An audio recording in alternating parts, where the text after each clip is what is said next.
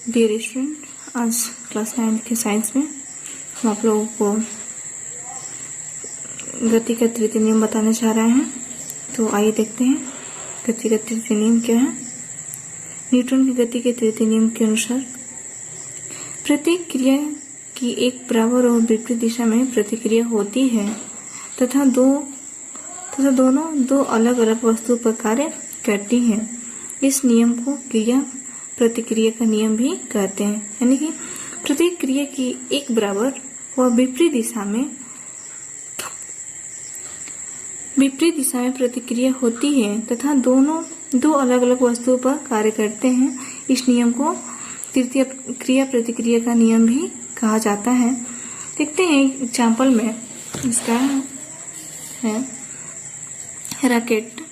Rocket में ईंधन के रूप में प्रयुक्त ज्वलनशील पदार्थ के जलन से गर्म गैस उत्पन्न होती है। यह गैस रॉकेट द्वारा लगाए गए बल के कारण रॉकेट की निचले भाग में बनी एक छोटे छिद्र से तेजी से जेट के रूप में नीचे की ओर निकलती है। इससे क्रिया बल कहते हैं। यह गैस रॉकेट पर ऊपर की ओर बराबर प्रतिक्रिया बल लगाती है जिससे रॉकेट ऊपर की ओर उठता है। अतः रॉकेट की कार्यप्रणाली क्रिया प्रतिक्रिया नियम पर आधारित है। फिर देखते हैं सेकेंड है क्रिया प्रतिक्रिया का नियम। जेट हवाई जहाज, यानी कि जेट हवाई जहाज तथा रॉकेट दोनों का सिद्धांत एक ही है। जेट हवाई जहाज में भी ईंधन के जलने से उत्पन्न गर्म गैस जेट के रूप में तेजी से पीछे की ओर निकलती है। क्रिया बल जो जेट हवाई जहाज में बराबर प्रतिक्रिया बल आगे की ओर लगाती है, इससे जेट हवाई जहाज तेजी से आगे की ओर चलता है। यानी कि प्रत्येक क्रिया के बराबर उसके विपरीत दिशा में प्रतिक्रिया होती है, उसे ही न्यूटन का तृतीय नियम कहा जाता है। फिर ऐसे घोड़े द्वारा गाड़ी खींचना, फिर मनुष्य द्वारा पृथ्वी पर चलना, कुएं से जल खींचना, नाव से किनारे पर कूदना, बंदूक से गोली चलाने पर बंदूक का प्रतिक्षेपण, ये सब है न्यूटन का थर्ड नियम है। और यही न्यूटन के थर्ड नियम को क्रिया तथा प्रतिक्रिया का नियम कहते हैं। अब देखते हैं समवेग संरक्षण, यानी समवेग संरक्षण के नियम को देखते हैं कि समवेग संरक्षण कहते किसे हैं। तो आइए देखते हैं समवेग संरक्षण के नियम।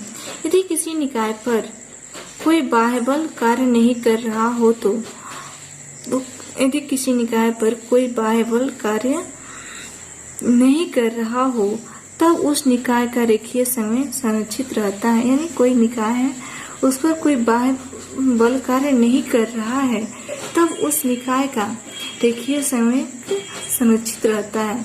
जैसे F equal to del P by del T, यानी F इक्वल टू F का मान 0 तब डेल पी का मान 0, यानी P बराबर नियतांक। इसका जो इस पे कोई कार्य नहीं कर रहा है।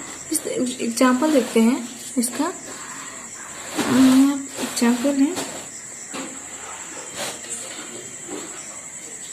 पहला एग्जाम्पल है आप लोगों का किसी पिंड में होने वाला विस्फोट। यदि कोई पिंड है, उसको जब विस्फोट होता है तो देख लेते हैं यहाँ पे। माना कोई पिंड विस्फोट से पूर्व स्थिर है। कोई पिंड है, विस्फोट से पहले स्थिर है तथा विस्फोट के बाद यह M1 और M2 दो द्रव्यमानों के दो पिंडों में बढ़ जाता है। जब इसको कोई पिंड है, उसे मान लीजिए कोई पिंड है, पत्थर ही है, उसको विस्फोट होने से पूर्व स्थिर है। जब उस पर कोई विस्फोट होता है, कोई धक्का रहता है, दो भागों में बढ़ जाता है। यदि विस्फोट के पश्चात दोनों पिंड क्रमशः V1 और V2 वेग से गति करते हैं तो संवेग संरक्षण के नियम से विस्फोट के बाद संवेग इक्वल टू विस्फोट से पूर्व संवेग। अथवा देखते हैं M1 M2 plus M2 V2, M1 V1 plus M2 V2 equal to M into 0, यानी इसका जो M है इसका 0 हो गया तो इसका मान भी 0 हो जाएगा। फिर देखते हैं M1 V1 equal to minus M2 into V2। अतः विस्फोट के बाद दोनों खंड परस्पर विपरीत दिशाओं में इस प्रकार गति करते हैं कि दोनों खंडों के संवेग परिमाण में बराबर तथा दिशा में विपरीत रहते हैं। सेकेंड देखते हैं बंदूक से गोली का छूटना। फिंग ए बुलेट फ्रॉम गन। जब बंदूक से गोली दागी जाती है तो बंदूक तथा गोली दोनों परस्पर एक दूसरे पर बल आरोपित करते हैं, परंतु निकाय पर बाह्य बल शून्य रहता है, अतः निकाय का संवेग सुरक्षित रहता है। वास्तव में शून्य रहता है क्योंकि गोली के दागे जाने से पूर्व दोनों विराम में थे। दागे जाने पर गोली आगे की ओर गति करती है, अर्थात आगे की ओर संवेग प्राप्त करती है, और बंदूक भी उतना ही समय पीछे की ओर प्राप्त करती है, जिससे कि निकाय का कुल संवेग शून्य बना रहता है। देखते हैं, माना कि बंदूक तथा गोली के द्रव्यमान क्रमशः m1 और m2 है तथा v1 और v2 क्रमशः इनके वेग हैं, जिनके साथ ये गति प्रारंभ करती हैं। इस संवेग संरक्षण के नियम से m1 v1 plus m2 v2 equal to m1 into 0 plus m2 into 0, यानी इसका वेग जो है प्रारंभिक अंतिम वेग जो है शून्य है।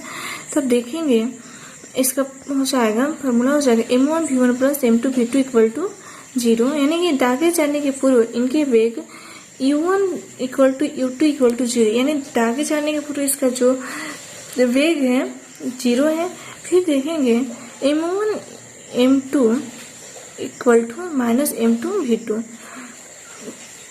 m1 v1 equal to minus m2 v2, अतः गोली बंदूक से निकलकर आगे की ओर तथा उतने ही संवेग से बंदूक पीछे की ओर गति करती है।